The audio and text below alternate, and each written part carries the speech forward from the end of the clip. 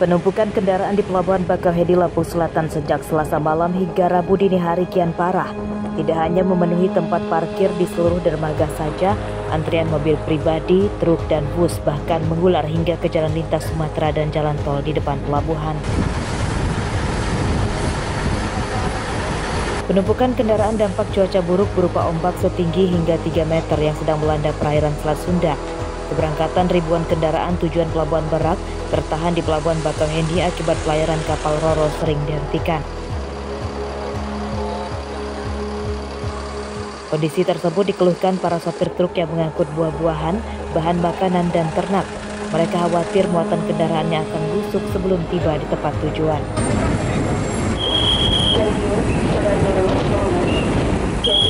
Saya udah 2 jam di pelabuhan ini. Ini kan bawa buah, takut nggak mas kalau busuk mas di perjalanan kalau misalnya nggak berangkat? Takut sih, takut busuk kita, soalnya perjalanan kita masih jauh.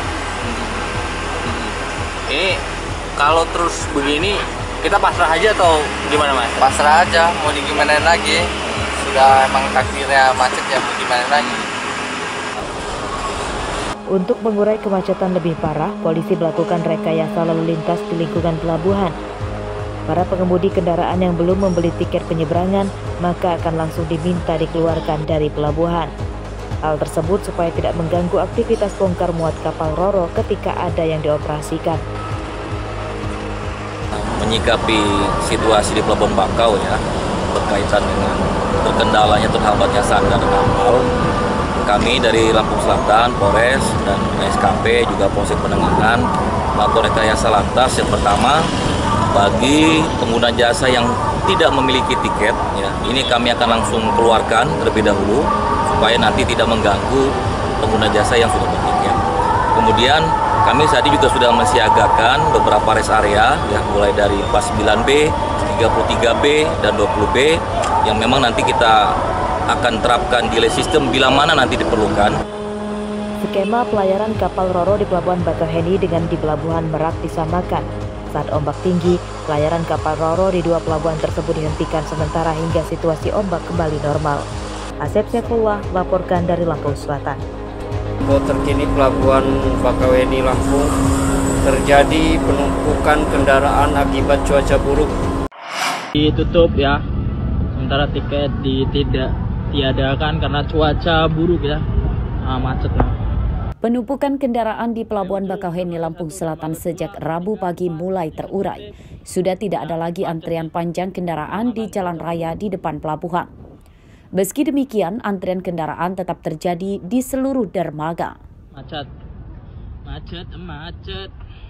General Manager ASDP Bakauheni Syamsuddin mengatakan, ombak di Selat Sunda sudah kembali normal dan mulai aman untuk pelayaran kapal Roro.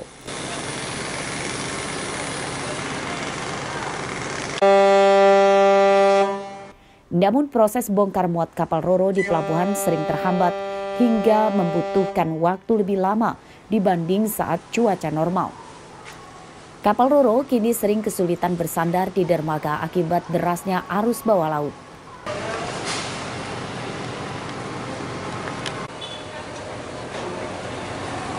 Pasti kendalanya di cuaca dan kesulitan pada saat akan sandar karena beberapa kapal itu gagal sandar dan dia harus berputar ulang dan menyesuaikan untuk bisa sandar dengan selamat.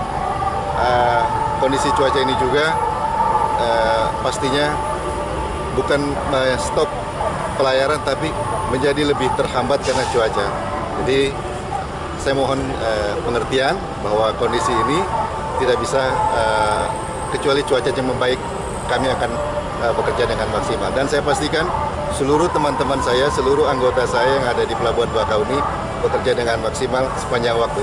Cuaca buruk berupa ombak setinggi 3 meter, angin kencang hingga 20 knot, dan derasnya arus bawah laut yang melanda perairan Selat Sunda telah terjadi sejak hari Minggu lalu. Masyarakat dari Sumatera tujuan Pulau Jawa diimbau mengatur waktu perjalanannya untuk bisa tiba di Pelabuhan Bakauheni saat masih siang, karena biasanya cuacanya lebih normal dibanding saat malam hari. Aris Susanto melaporkan dari Lampung Selatan. Bahaya.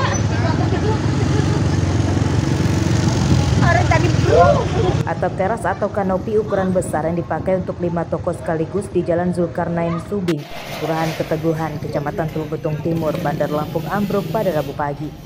Atap roboh ke jalan hingga menyebabkan kemacetan arus lalu lintas. Tidak ada warga yang berani menyingkirkan atap yang roboh tersebut karena di sekitar lokasi terdapat kabel listrik dan banyak kabel internet yang menjuntai. Warga khawatir tersetrum karena atap yang roboh berbahan seng dan aluminium yang bisa dialiri arus listrik. Menurut warga, atap tersebut roboh akibat diterjang angin kencang. Saat kejadian tidak sedang hujan namun cuaca sedang mendung. Dekat informasinya anginnya besar tadi Bu ya? Itu jam 9 lewat 10 itu memang angin besar. Cuman saya dengar itu cuman ngejerit-jerit itu cuman belum terjadi. Yang kedua udah rubuh. Yang ketiga datang lagi nggak terjadi lagi. Berarti udah 3 kali Bu? 3 kali. 3 kali angin datang itu? Besarnya itu. Dia muter-muter aja angin itu. Ambrok semua ya Bu ya? Ya rubuhnya kedengaran, memang rumah saya posisinya di belakang. Yang dekat Pak Ibu. Iya semua satu bangunan kena. Jam berapa Bu kejadiannya Bu tadi? Jam 9 pagi. Gimana ceritain kronologi ya Bu? Pertama angin datang atau seperti apa? Ya angin, kata muter. Ya sudah nembak itu bangunan itu, atapnya roboh semua. Oh roboh semua, sekaligus? Sekaligus. Informasi ada 2 kali sampai 3 kali angin datang itu? Enggak, 2 kali. 2 kali? Penyingkiran atap yang ambruk dilakukan oleh petugas BPBD Bandar Lampung dan melibatkan petugas PLN untuk memadamkan arus listrik sementara. Perhatikan pohon karena angin kencang dan hujan itu mengakibatkan banyak pohon tumbang. Karena mulai dari tadi malam banyak sekali pohon tumbang. Sampai subuh pun masih ada kejadian pohon tumbang sampai dengan pagi masih udah 3 kali pohon tumbang. Ada himbauan kepada warga Bang agar berhati-hati. Dari pohon-pohon tinggi dan kalau bisa ada swadaya masyarakat untuk di sekitar rumahnya dipangkas atau kira-kira membahayakan masyarakat sekitar. Pak, berdasarkan laporan dari tadi malam sampai dengan sampai sekarang itu udah ada berapa laporan sih Pak pohon tumbang atau yang kayak seperti ini yang terbang? Untuk yang rubuh yang baru 1 unit jam 8 tadi. Sementara pohon tumbang itu kurang lebih sudah ada. Tidak ada korban jiwa dan luka dalam kejadian tersebut. Oleh petugas, puing atap teras yang roboh diserahkan kepada pemilik toko. Arsadi Saputra dan Jeffrey Arifin melaporkan dari Bandar Lampung.